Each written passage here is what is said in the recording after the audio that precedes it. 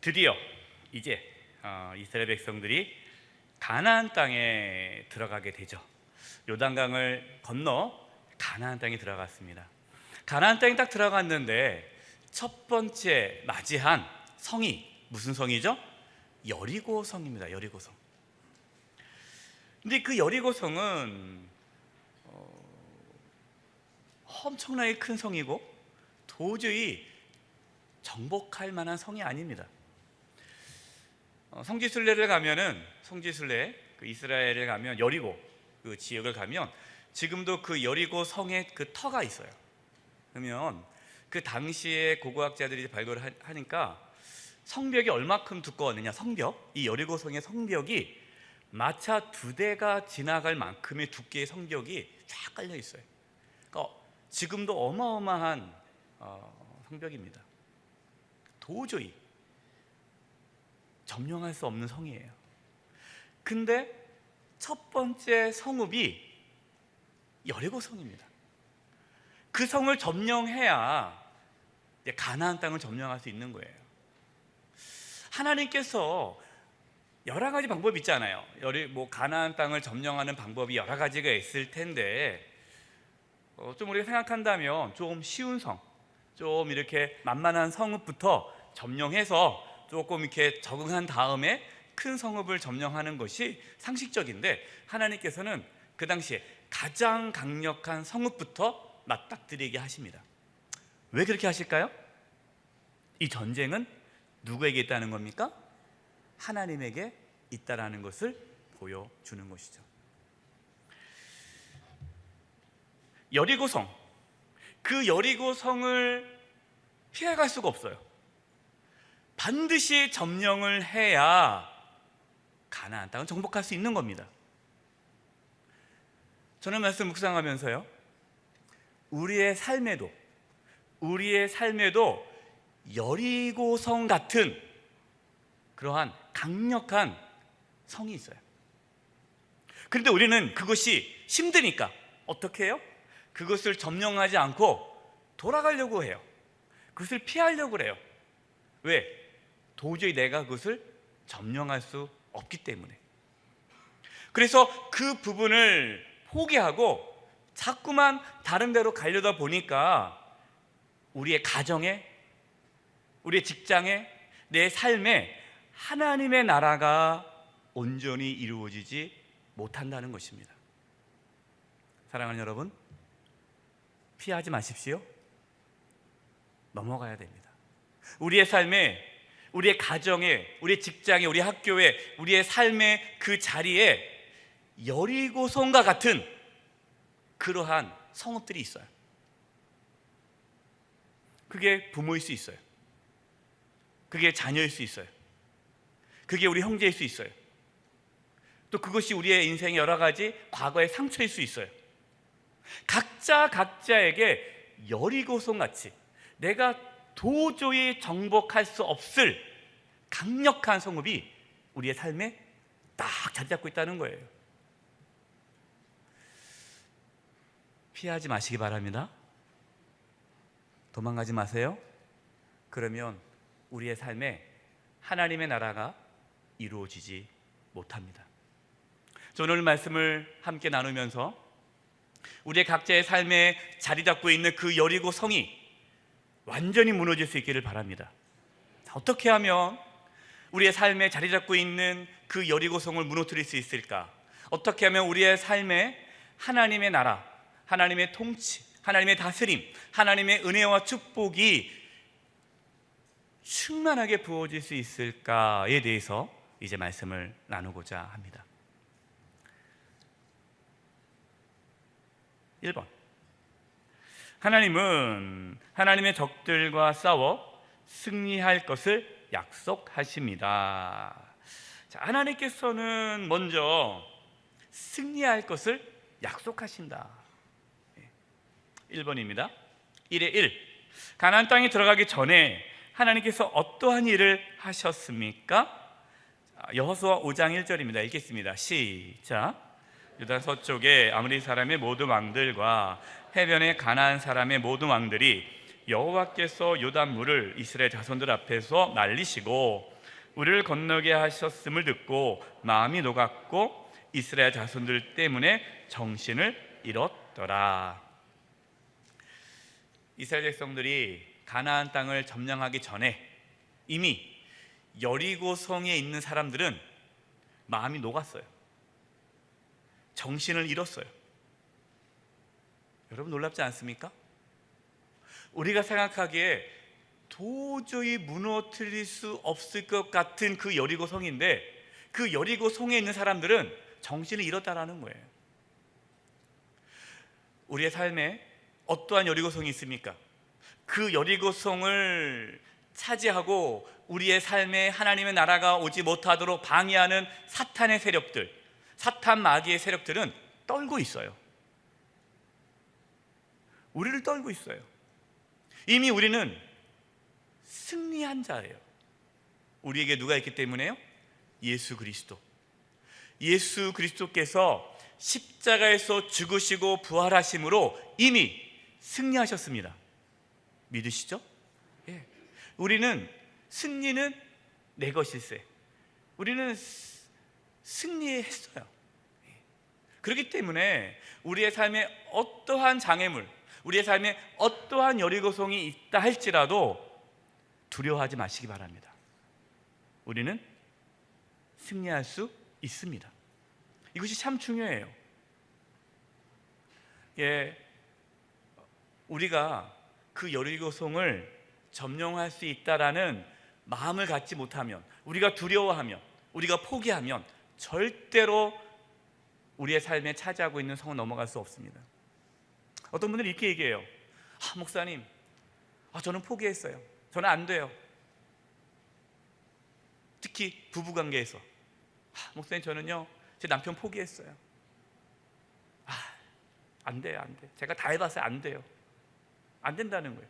아니, 본인이 안 된다니까 하나님은 어떻게 하겠어요? 네. 여러분 포기하지 마세요. 여러분 인생에 어떠한 것도 하나님의 역사하면 승리할 수 있습니다. 하나님의 능력을 제한하지 마세요. 보세요. 지금 여리고성 사람들이 두려워한다니까요.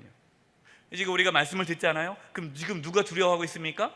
즉 우리의 삶에 하나님의 나라가 이루어지지 못하도록 방해하는 악한 영들, 사탄의 세력들이 떨고 있는 거예요. 야, 큰일 났다. 우리 실체를 알았구나. 우리가 겉으로는 엄청나게 강해 보이지만 실상은 빈깡통이라는 걸 알고 있구나. 이렇게 생각한다는 거예요. 여러분 기억하세요. 우리의 삶에 자리를 차지하고 있는 엄청나게 커 보이는 여리고성은 빈깡통이에요. 네, 아무것도 아닙니다. 하나님께서 반드시 그것을 승리케 하십니다. 이것을 하나님께서 먼저 일을 해놓으신 거예요. 네. 자, 두 번째, 하나님께서는 여리고성을 점령하기 전에 어떠한 약속을 하십니까?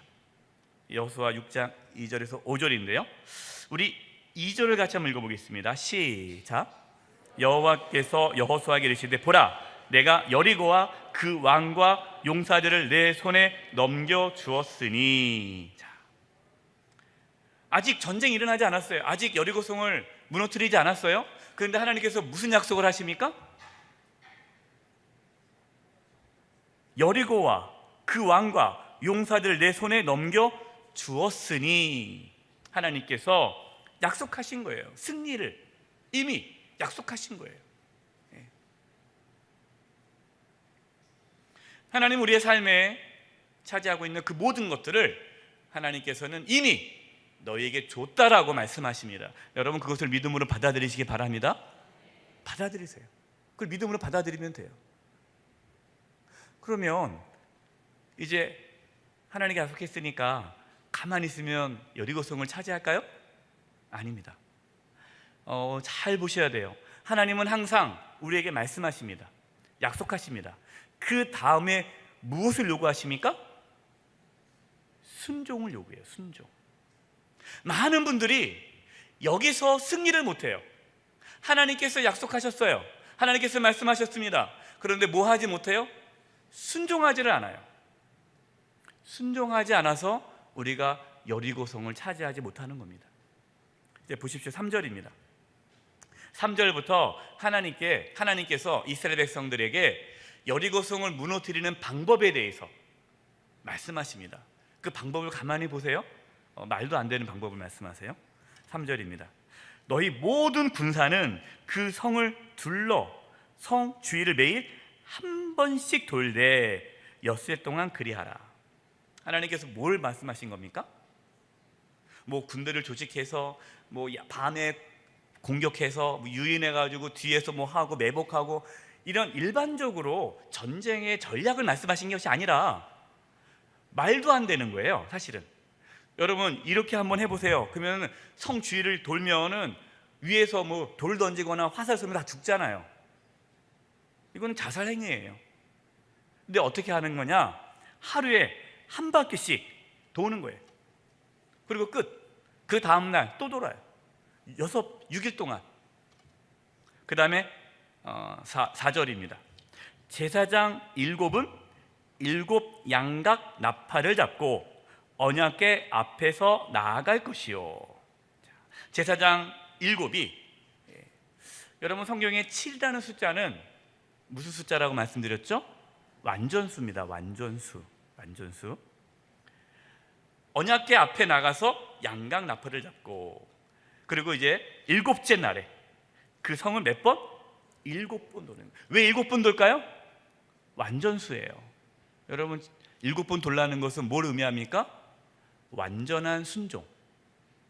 완전한 순종을 말씀하시는 거예요. 7번 돌고 그 제사장들 나팔을 불 것이며 빵 하고 부는 거예요. 7번째. 그러면 어떻게 돼요? 5절에 제사장들이 양각 나팔을 길게 불어 그 나팔 소리가 너에게 들릴 때 백성들은 뭐 하라고요? 다 큰 소리로 외쳐 부르라. 와! 외치라는 거예요. 그러면 그리하면 그 성벽이 무너져 내리느니 백성은 각기 앞으로 올라갈지니라 하시매. 제가 여호수아라면 이 말씀을 들었으면 제가 참 난감했을 것 같아요. 이 얘기를 어떻게 이스라엘 백성들에게 합니까? 얘기하면은 미쳤다고 하지 않겠어요? 뭐 말도 안 되는 거 아닙니까? 근데 하나님께서는요, 이제 우리가 다음에 이제 이 여리고성 다음에 무너뜨리는 성이 아이성입니다. 아이성을 무너뜨리는 방법은 상당히 이성적으로 하나님께서 말씀하세요. 그런데 이 여리고성은 말도 안 되게 방법으로 하나님께서 말씀하십니다. 왜 그러실까요? 너희들이 할 수 없다는 거예요. 너희들이 할 수 있는 게 아무것도 없다는 거예요. 하나님께서 요구하시는 것은 전략도 아니고 뭔가 너희들 능력이 아니에요. 뭐 할 수 있어야 하죠. 그러니까 이 전쟁은 하나님께 속한 것이기 때문에 하나님께서는 그것을 요구한 거예요. 뭘요? 순종을 요구하기 위해 하나님께서 말씀하신 것이지. 또 여러분 이 말씀 듣고 이제 삥삥삥 돌지 마세요. 네. 또 집에 가가지고 뭐 남편이나 아내 주변을 삥삥 7번 돌고 뭐 1번 돌고 당신 왜 이렇게 돌아? 정신없게. 아니야, 돌아야 돼. 여러분 이거 돈다고 여러분 이게 해결되는 거 아니에요. 순종이라는 거, 순종. 철저히 하나님 말씀에 순종할 때에 하나님께서 역사하신다는 겁니다. 하나님의 은혜를 보여주는 거죠. 그렇습니다. 우리의 삶에 여리고성과 같은 그러한 성벽이 있죠. 우리는 할 수 없습니다. 우리가 하나님 말씀에 순종하며 한 걸음 한 걸음 나아갈 때 그 성읍은 반드시 무너지게 되어 있어요. 그것이 하나님의 방법이에요. 그런데 우리는 뭘 자꾸만 말씀하시는 거 하나님한테? 하나님 방법 좀 알려달라는 거. 방법, 노하우, 뭔가 이 성읍 뭐가 있을까요? 하나님은 계속 말씀하시죠. 순종하라. 근데 그거 말고의 하나님 뭔가 쌈박한 방법 없습니까? 하나님 계속 말씀하시는 거예요. 순종하라. 그래서 우리의 문제에 어떠한 삶에 어떠한 여리고성이 있을 때 우리는 돌아봐야 돼요. 혹시 내가 하나님 앞에 순종하지 않는 무엇이 없는가 돌아볼 수 있기를 바랍니다. 2번이에요. 자, 하나님의 백성은 하나님의 적들에 대한 승리를 위해 준비하고 순종합니다. 그냥 가만히 있다고 여리고성이 무너지는 거 아니고 준비를 해야 돼요. 준비. 순종해야 되는 거예요. 준비하고 순종해야 되는데, 자, 1번 이제 중요한 걸 얘기하겠습니다. 여리고성을 점령하기 전에 하나님께서 요구하신 것은 무엇입니까? 자, 이스라엘 백성들이 가나안 땅에 들어가서 여리고성을 점령하기 전에 하나님께서 여호수아를 통해서 이스라엘 백성들에게 요구하신 것들이 있어요. 그것이 무엇인지 잘 봐야 됩니다. 크게 두 가지입니다. 첫 번째, 하나는 할례와 유월절입니다. 할례와 유월절. 우리 먼저 할례입니다. 여호수아 5장 2절입니다. 읽겠습니다. 시작. 그때에 여호와께서 여호수아에게 이르시되 너는 부싯돌로 칼을 만들어 이스라엘 자손들에게 다시 할례를 행하라 하시매. 자, 여기서 5장 2절에 그때에, 이 그때가 어느 때죠? 이스라엘 백성들이 요단강을 건넜어요. 우리가 지난주 말씀 배웠죠? 요단강 건널 때에 제사장들이 요단강 가운데 서 있을 때 지나갔잖아요. 그러니까 하나님께서 요단강을 물을 멈추고 건너게 하게 하신 것을 후손들이 기억하라고 각 지파별로 한 명씩 나와서 그 제사장들이 법궤를 들고 있는 제사장들이 가운데, 요단강 가운데 서 있는 그 자리에 돌 12개를 취하여서 요단강 건너 도착한 첫 번째 길갈이라는 그곳에서 그 돌을 기념비로 세우라고 말씀하셨죠. 바로 그때에라는 건 그때. 그러니까 가나안 땅을, 요단강을 건너면 가나안 땅이에요. 요단강을 건너서 가나안 땅에 밟자마자, 그리고 이제 그 다음에 앞에 있는 게 여리고성이죠. 여리고성을 공격하기 전에 하나님께서 첫 번째 요구한 것이 뭐냐? 할례라는 겁니다. 할례 처음으로 하나님께서 아브라함에게 할례를 행하라고 하셨죠. 할례가 무엇입니까? 할례는 이스라엘 백성들과 이방인이 다르다라는 것을 보여주는 의식이죠. 그래서 할례를 받은 백성은 이스라엘 백성이고 할례를 받지 않은 백성은 이방인이란 말이에요. 그래서 할례라는 것은 구별해 주는 거예요. 구별을 해요. 할례를 행하라라는 것은 뭡니까? 너희들은 이방인들과 다른 구별된 하나님의 백성임을 뭐하라?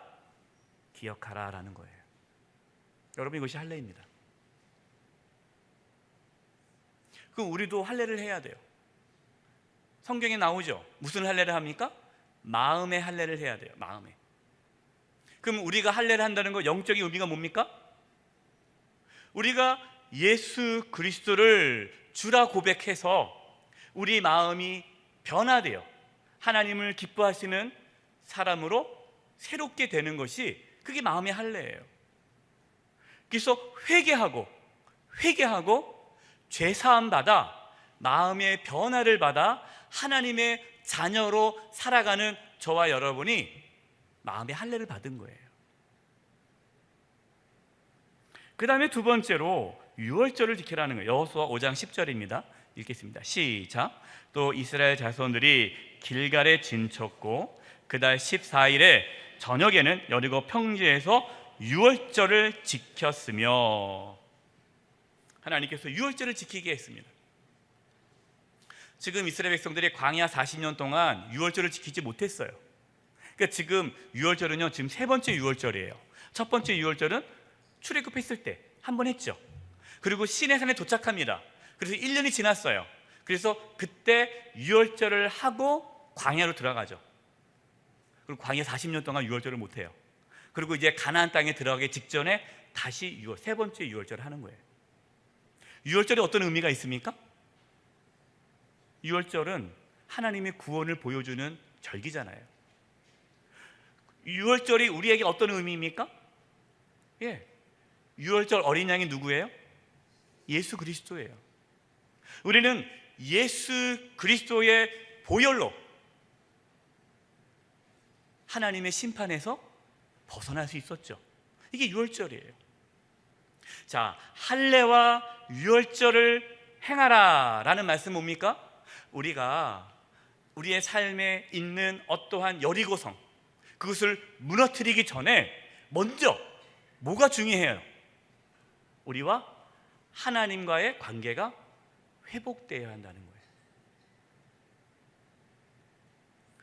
그래서 중요한 것은요, 우리 인생에 어떠한 큰 문제가 맞닥뜨려졌을 때 하나님과의 관계에 집중해야 합니다.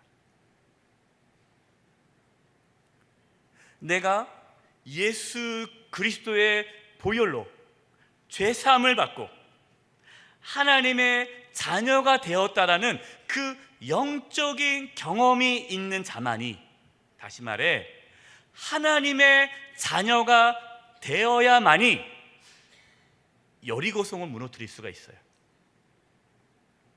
이게 참 중요합니다. 제가 목회를 하다 보면요, 하나님을 인격적으로 만나지 못하신 분들이 의외로 많이 계세요. 그냥 교회는 왜 나옵니까? 관계 때문에 나오는 거, 관계 때문에. 사람이 좋으니까, 친구가 있으니까, 뭐 오래 다녔으니까. 하나의 뭐가 되는 거예요? 서클이에요, 서클. 요즘에 이제 우리 문화센터라든가 이제 그런 데 보면은 뭐 수영도 많이 하고 헬스도 많이 하고 에어리도 많이 하잖아요. 제가 최근에 얘기를 들었는데 아주 치열하대요. 그 수강하기가. 그래서 수강하려면은 새벽 2시나 1시에 뭐 줄 서야 된다 하더라고요. 혹시 우리 권사님 중에도 뭐 줄 서시는 분이 있을지 모르겠는데, 네. 근데 왜 물어보니까 멀리 이사 가도 계속 거기 나오는 거예요. 그래서 왜 나오는가 궁금했더니 20년, 15년 같이 운동하니까 친하니까 떠날 수가 없는 거죠. 이사 가도 그 체육센터에 와서 운동을 하는 거예요. 근데 교회 생활을 그렇게 하는 분들이 있어요. 그냥 친하니까, 어릴 때부터 친구니까. 하나님을 인격적으로 만나지 못한 상태에서 그냥 교회 생활만 신앙생활하는 분들이 있어요. 그런 분들은 인생의 여리고성 같은 것이 딱 맞닥뜨려졌을 때에 그것을 무너뜨릴 수 있는 하나님의 능력이 없습니다. 왜냐? 그분은 죄송하지만 누가 아니기 때문에, 하나님의 자녀가 아니기 때문이에요. 할례와 유월절을 지키라라는 것은 우리가 예수 그리스도의 보혈을 의지함으로 하나님의 자녀의 확신이, 구원의 확신이, 하나님의 자녀라는 그 확신이 우리 가운데 세워져야 우리의 삶에 찾아오는 여리고성을 무너뜨릴 수 있는 준비가 된 거예요. 저와 여러분 가운데 이 구원의 확신이 있기를 바랍니다. 네, 이것이 참 중요해요. 내가 하나님의 자녀라는 것, 내가 구원받았다라는 것, 그 구원의 감격, 십자가의 은혜, 그 하나님의 은혜에 대한 감격을 잃어버리면 우리의 삶에 찾아오는 여리고성을 무너뜨릴 수가 없어요.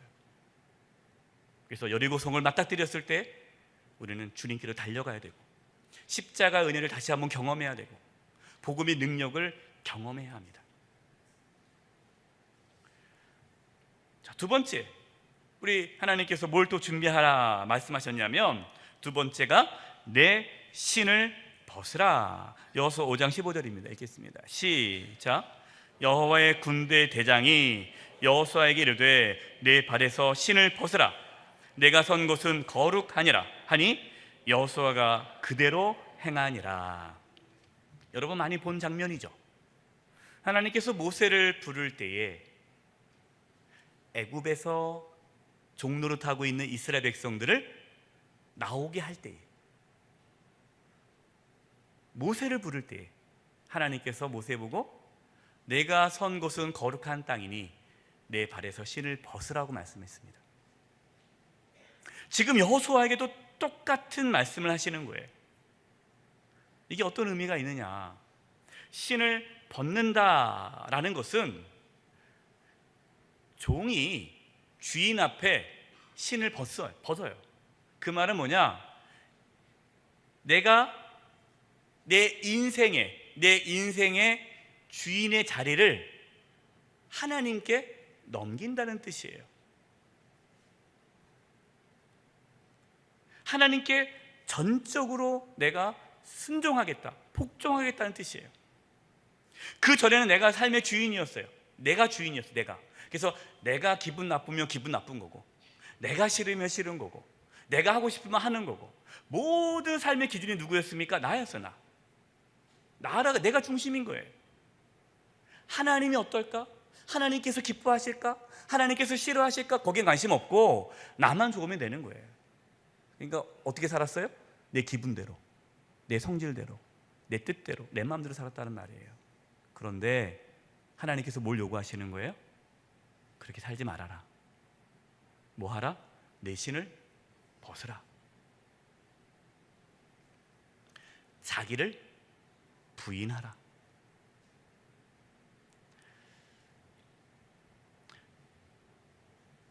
그래서 제가 목회하면서요, 참 안타까운 것 중에 하나가, 물론 저도 제 안에 그런 저의 연약한 부분이 있어요. 저도 뭐 여기서부터 자유롭지 못해요. 우리 모두가 다 그럴 겁니다. 자아가 강한 사람은 여리고성을 무너뜨리기가 어렵습니다. 자아가 강한 사람은 깨져야 돼요. 내가 깨져야 돼요. 깨지지 않으면 우리의 삶에 찾아온 여리고성을 무너뜨릴 준비가 안 된 거예요. 저와 여러분 깨질 수 있기를 바랍니다. 완전히 깨져야 돼요. 이것이 하나님 앞에 신을 벗는 거예요. 하나님, 저는 아무것도 아닙니다. 나는 아무것도 할 수 없습니다. 나의 주인은 하나님이십니다. 이제는 내가 원하는 거, 내가 좋아하는 거, 그것이 아니라 하나님께서 원하시고 하나님께서 좋아하시고 하나님의 뜻이라면 제가 싫어도 하겠습니다. 이러한 절대 순종, 절대 복종의 자세가 필요하다는 거예요. 하나님께서 이 두 가지, 할례와 유월절, 그리고 내 신을 벗으라. 그러고 나서 그렇게 정말 여호수아가 하나님 앞에 신을 벗었는지 테스트가 뭐예요? 성을 한 바퀴씩 돌고 마지막에 일곱 바퀴 돌고 소리 외치면 무너질 것이다 라고 말씀하신 거예요. 그리고 그 말도 안 되는 그 방법을 여호수아는 성실하게 정확하게 순종합니다. 두 번째, 여호수아는 백성들에게 무엇을 요구하였습니까? 여호수아 6장 10절입니다. 읽어보겠습니다. 본문입니다. 시작. 여호수아 백성에게 명령하 이르되 너희는 외치지 말며 너희 음성을 들리게 하지 말며 너희 입에서 아무 말도 내지 말라. 그리하다가 내가 너희에 명령하여 외치라 하는 날에 외칠지니라 하고. 자, 여호수아가요 백성들에게 뭘 요구했습니까? 아무 말도 하지 말아라. 돌 때, 행진할 때 옆 사람과 떠들지 말아라. 아무 말도 하지 말아라. 침묵을 요구했죠. 침묵. 왜 여호수아가 침묵을 요구했을까요? 만약에 침묵을 요구하지 않고 말을 하는 것을 허락했다면, 아니 침묵 자체를 말하지 않았다면 그냥 돌면서 심심하니까 얘기할 거 아니겠어요? 그러면 여러분, 우리 사람이 심심하면 말을 하죠. 그 말할 때 여러분 보통 어떤 말을 많이 합니까? 긍정적인 말을 합니까? 불평불만을 많이 합니까? 불평? 불만을 많이 해요. 좋은 얘기 별로 안 해요. 나쁜 얘기만 많이 하죠. 생각해 보세요. 그 태양볕에 그 더운데 말도 안 되는 거 시키고 있어요. 그러면 지금 이스라엘 백성들 중에 야, 이거 해야 돼? 말도 안 되지 않아? 이거 너무 말도 안 되는 거 아니야? 이런 말이 나올 것 같아요? 안 나올 것 같아요? 나오죠. 나올 수밖에 없어요. 그러니까 아예 불평 불만을 못하게 막아버린 거예요. 왜요? 또 그 말이 나오면 그 말을 들은 사람은 어떻게 돼요? 맞아, 말도 안 되네? 야, 이거 해야 돼? 여기까지 와서 우리가 이거 해서 괜히 헛고생하는 거 아니야? 이것이 웅성하면 어떻게 됩니까? 불순종해요. 그럼 어떻게 돼요? 못 들어가는 거예요. 그러니까 하나님이 뭐 하라고? 쉿, 말하지 말아라.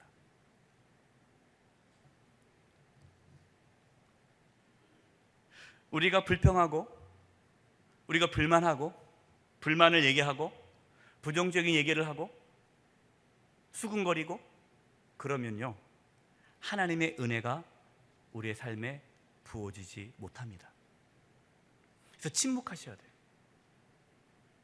침묵한다는 것은 뭘 의미하느냐? 하나님께 집중하는 거예요. 그래서 이제 영성 수련원 가면요, 침묵을 합니다. 침묵. 말 못하게 해요. 네. 말하고 싶죠. 말 못하게 해요. 왜 침묵합니까? 하나님께 집중하라는 거예요. 그래서 6일 동안 말도 못하게 하는 거예요. 그 도는 거예요. 하나님께 집중하는 거죠. 우리에게 이러한 자세가 필요합니다. 어떤 문제가 있을 때 여러분 그거 막 이렇게 불평불만을 얘기하면 안 돼요. 남편, 아내, 또 자녀, 뭔가 어떤 관계 속에서 누군가의 관계가 어려움이 있다, 막 말하지 마세요. 그러면 그것이 회복이 안 됩니다. 어떤 분들은 말만 열면은 막 배우자 욕하시는 분들이 있어요. 이해는 돼요. 얼마나 속상하니까. 또 그러더라고요. 목사님, 그러니까 제가 정신병 안 걸린 거예요. 그거 꾹꾹 차서 저 병 걸려 우울증 걸려 죽습니다.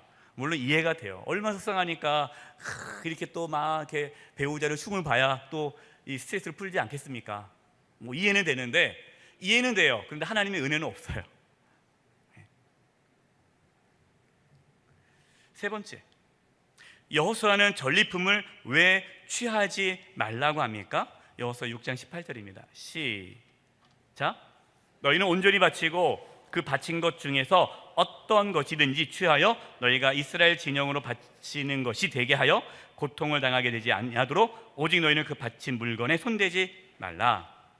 자, 하나님께서요, 이스라엘 백성들에게 여리고성을 무너뜨리는데 완전히 진멸하라고 합니다. 진멸. 어떻게 보면 너무 잔인하죠. 누가 또 저한테 질문하더라고요. 목사님, 하나님 너무 잔인한 거 아닙니까? 성경에 보니까 뭐 어린아이까지 다 남녀노소 어린아이 살려줘야 되지 않겠습니까? 근데 하나님께서 지금 가나안 땅을 진멸하는 이유는 저번에 말씀을 드렸죠. 뭐 때문이라고요? 가나안 땅에 죄가 관영해서 하나님의 심판으로 지금 진멸하는 거예요. 우리가 오해하면 안 돼요. 가나안 땅을 이스라엘 백성들에게 주기 위해서 잘 살고 있는 원주민들 내쫓는 것이 아니라 그 가나안 땅에 죄가 관영해서, 죄가 가득해서 하나님께서 그 땅에 심판하시는 거예요. 그러니까 진멸은 하나님의 심판이에요. 하나님의 심판의 도구가 되는 거예요, 이스라엘 백성들이요. 그러면서 말을 하죠. 너희도 범죄하면 이들처럼 진멸당할 것이다 라고 계속해서 말씀하시는 거예요. 자, 그리고 두 번째, 전리품을 왜 취하지 말라고 했느냐? 보통 전쟁에서 승리하면 그 물건들을 다 본인이 취해요. 이게 당시에 고대 전쟁에 당연한 거죠. 그래서 전리품이라는 것은 내가 그만큼 수고했고 내가 전쟁에서 수고했으니까 그 정당한 대가예요. 근데 전리품을 취하지 말라라는 것은 무슨 의미입니까? 너희들이 한 게 있다 없다? 없다. 착각하지 말아라. 내가 한 거다. 전리품 취할 생각하지 말아라. 너희들 한 게 뭐가 있냐? 하나님의 주권, 하나님의 전적인 은혜를 깨닫도록 하기 위해 전리품을 취하지 말고 그것들을 다 하나님께 바치라는 거예요. 하나님께서 이루신 승리라는 거죠. 그리고 첫 열매 아닙니까? 첫 열매. 그렇죠? 그래서 첫 열매이기 때문에 하나님께 온전히 다 드리는 거예요. 근데 나중에 우리가 알다시피 그 아간이 그걸 좀 훔치잖아요. 그것 때문에 또 하나님의 심판이 있어지죠. 세 번째입니다. 하나님은 하나님의 적들 가운데서 남은 자를 빼내어 구출하십니다. 첫 번째, 하나님은 라합과 그의 가족을 왜 구원해 주셨습니까? 여호수아 2장 11절 읽겠습니다. 시작. 우리가 듣자 곧 마음이 녹았고 너희로 말미암아 사람이 정신을 잃어나니 너희 하나님 여호와는 위로는 하늘에서도 아래로는 땅에서도 하나님이시니라. 자, 이 본문 여호수아 2장 21절 이 본문은 이제 여리고성을 무너뜨리기 전에 정탐꾼 2명을 보내죠. 2명을 보내는데 이제 이스라엘에서 정탐꾼 2명이 들어왔다라는 소식이 들려서 여리고성에 있는 군인들이 이제 정탐꾼을 잡으러 다닙니다. 그때 이 정탐꾼 2명이 라합 집에 들어가죠. 근데 라합이 기생이에요. 기생 라합인데 라합이 뭐라고 말을 해요? 우리가 듣자. 이 듣자라는 것은 뭐냐? 홍해. 그 이스라엘 백성들이 애굽에서 홍해를 가르고 나왔잖아요. 그 이야기를 주변 국가들이 다 알고 있어요. 그리고 지금 요단 동편, 지금 가나안 땅은요, 요단강을 지점으로 해서 요단 서편이 가나안 땅이고 요단 동편은 이미 점령을 다 했잖아요. 점령을 다 했습니다. 이 요단 동편에도 강력한 족속이 살고 있는데 그 족속을 다 진멸했다는 소식에 요단 서편에 있는 가나안 땅 주민들, 특별히 여리고성에 있는 주민들이 다 듣고 다 마음이 녹았다라는 거예요. 아까 우리가 말씀을 드렸죠. 그래서 라합이 얘기하는 겁니다. 뭐라고 말을 하느냐? 하나님 여호와는 하늘에서도 땅에서도 하나님이시라. 그러니까 하나님밖에 없다. 하나님이 진짜 하나님이시다 하고 뭐 한 겁니까? 신앙 고백을 한 거죠. 라합이 여리고성에서 유일하게 구원받은 사람인데 라합과 그의 가족입니다. 여러분, 이것을 뭘 보여줍니까? 원래 라합은 어떻게 돼야 돼요? 죽어야죠. 왜냐하면 여리고성에 살고 있는 사람이기 때문에 죽어 마땅해요. 또 기생입니다. 기생이니까 얼마나 많은 죄를 졌겠어요? 그러니까 죽어 마땅한데 죽지 않은 이유가 뭡니까? 하나님을 믿은 거예요. 신앙 고백을 한 거예요. 우리도 마찬가지죠. 저와 여러분이 죽을 수밖에 없는데 저와 여러분이 어떻게 구원받았습니까? 신앙 고백했기 때문에 구원받은 거예요. 예수님을 믿었기 때문에.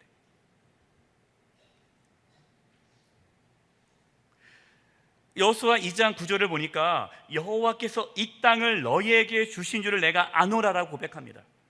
대단한 믿음이에요. 라합은 이 땅을 하나님께서 이스라엘 백성들에게 주셨다라는 것을 믿었어요. 자, 야고보서 2장 25절입니다.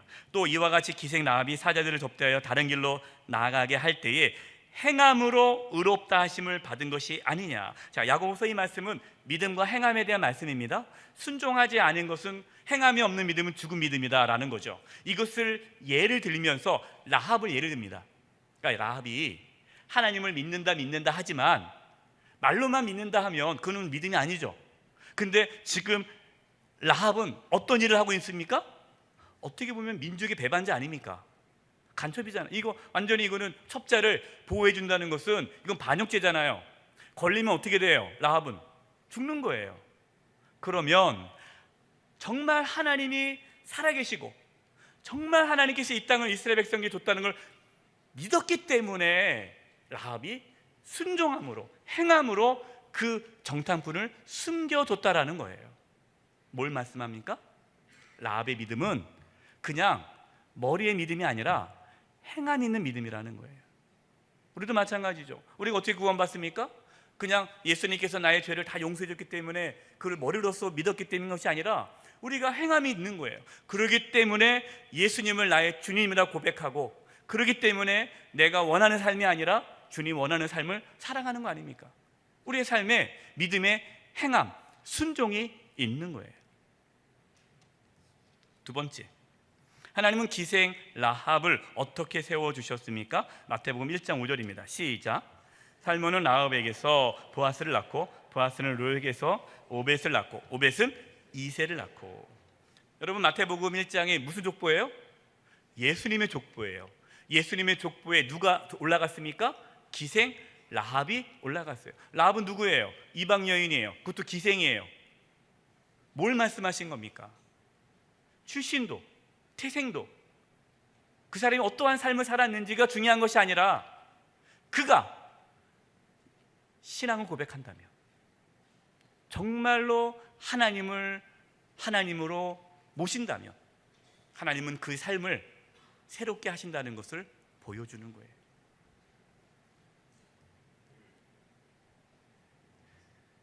결국 다윗의 조상이 되는 거잖아요. 예수님의 조상이 되는 거잖아요. 결론입니다. 우리의 삶에 여리고성과 같은 강력한 진들이 있어요. 우리는 이길 수 없습니다. 어떻게 우리가 그것을 정복해서 우리의 삶에, 우리의 가정에, 우리의 학교에, 직장에, 우리의 삶에 하나님의 나라, 온전한 하나님의 통치와 다스림과 하나님의 은혜와 축복이 넘칠 수 있을까? 준비해야 합니다. 그것은 할례와 유월절, 내 신을 벗어라. 다시 십자가의 은혜를 경험하고 하나님 앞에 불복하는 거예요. 그리고 그 하나님 말씀에 순종하는 거예요. 그럴 때 하나님께서 반드시 우리의 삶에 딱 자리 잡고 있는 그 강력한 진들을 무너뜨리시고 하나님의 나라를 우리의 삶 가운데 이루게 하실 것입니다. 이 은혜가 있기를 간절히 축원드립니다. 하나님 아버지, 저희들의 삶에 자리 잡고 있는 그 여리고성 같은 진들이 무너지게 하여 주시고 우리의 삶에 하나님의 나라가 온전히 이루어지게 하여 주시옵소서. 예수님의 이름으로 기도드립니다. 아멘.